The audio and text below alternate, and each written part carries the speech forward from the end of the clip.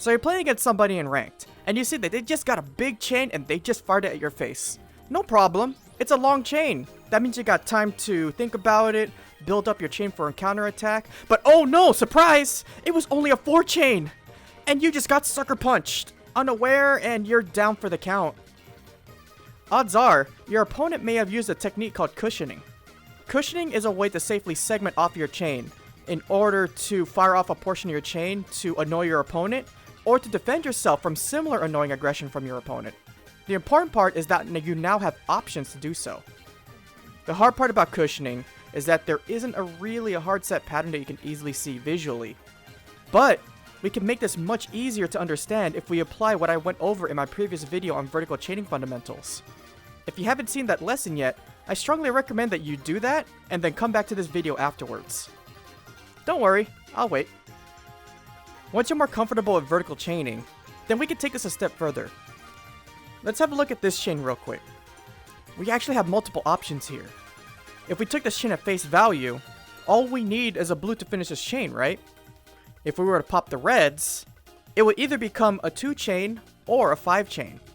The catalyst is one single blue Puyo.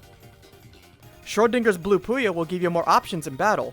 If your opponent attacks, a quick glance will tell you whether to immediately go for the 2 chain to defend yourself, or if you have more time because it's the main chain, you can go get that blue on column 1 over here and then pop the reds and send off your main chain to fight back and contest. So, now that we just talked about that, let's shift the perspective and the mirroring point a little bit to this purple over here.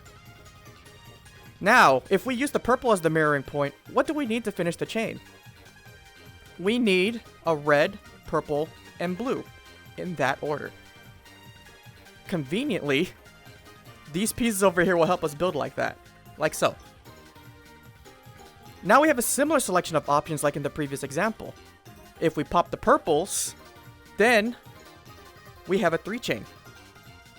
But if we place the purple blue up here, then we're poised for an entire 6 chain. To summarize, we're basically applying our vertical chaining fundamentals, but intentionally leaving the topmost Puyos a mystery. Will it be absent to cut your chain short?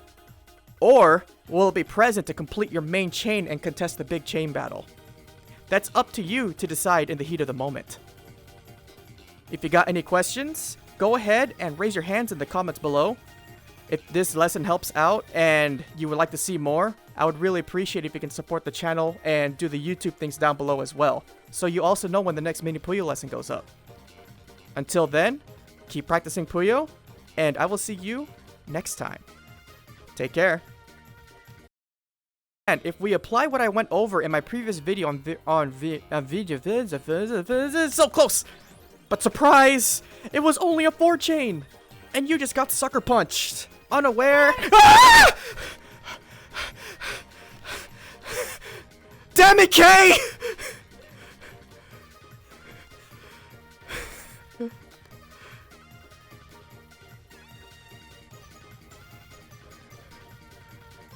I had that one!